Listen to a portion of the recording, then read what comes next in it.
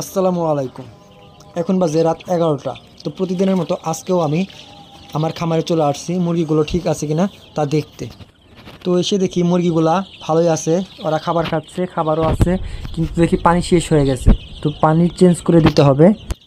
আর আমি কখনো মুরগিকে ঠান্ডা পানি খেতে দেই না, পানি গরম করে ফুটিয়ে তারপরে সেই পানি ঠান্ডা করে পানিতে ওষুধ মিশিয়ে তারপরে দিই, যাতে মুরগি সুস্থ থাকে। তো এত রাতে পানি গরম করা একটা ঝামেলার কাজই ধরতে গেলে।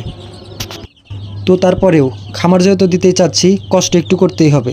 তো পানি গরম করে সেই পানি আবার ঠান্ডা করে আমি পাত্রতে ঢেলে দিলাম।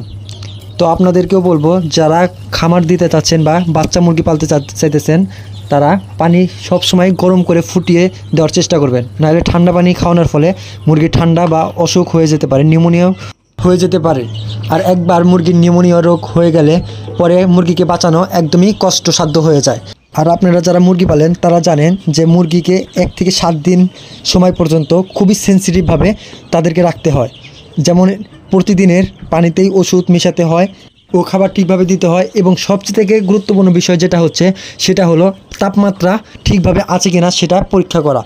অর্থাৎ মুরগির জন্য তাপমাত্রা খুবই গুরুত্বপূর্ণ একটি বিষয়। মুরগির তাপমাত্রার অনুযায়ী তাদের বৃদ্ধি এবং তাদের সুস্থতা নির্ভর করে। তো রাতের বেলা যেহেতু একটু ঠান্ডা শীতের দিনে বেশিই থাকে, এজন্য উপর দিয়ে আমি লুঙ্গি দিয়েছি যাতে কোনো রকম হাওয়া বা তাদের ঠান্ডা স্পর্শ না করতে পারে। তো সবশেষে একটা কথাই বলবো, যারা যারা নতুন খামার দিতে চাচ্ছেন বা খামার দিতে আগ্রহী হয়েছেন তাদের সবাইকেই বলি যে মুরগি কিনলে তাপমাত্রা, খাবার, পানি ও সব ওষুধ এই জিনিসগুলো ঠিকভাবে দেওয়ার চেষ্টা করবেন।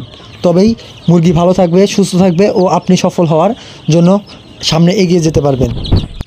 তো আজকের ভিডিওতে এই পর্যন্তই ছিল। আবার কোনো আর এক ভিডিওতে দেখা হবে। আসসালামু আলাইকুম, ধন্যবাদ সবাইকে। আর যারা যারা অভিজ্ঞ খামারি আছেন তাদের সবার কাছে আমার একটাই অনুরোধ যে কীভাবে মুরগি পালন করলে বেশি লাভবান হওয়া যায় সেই পরামর্শ চাই।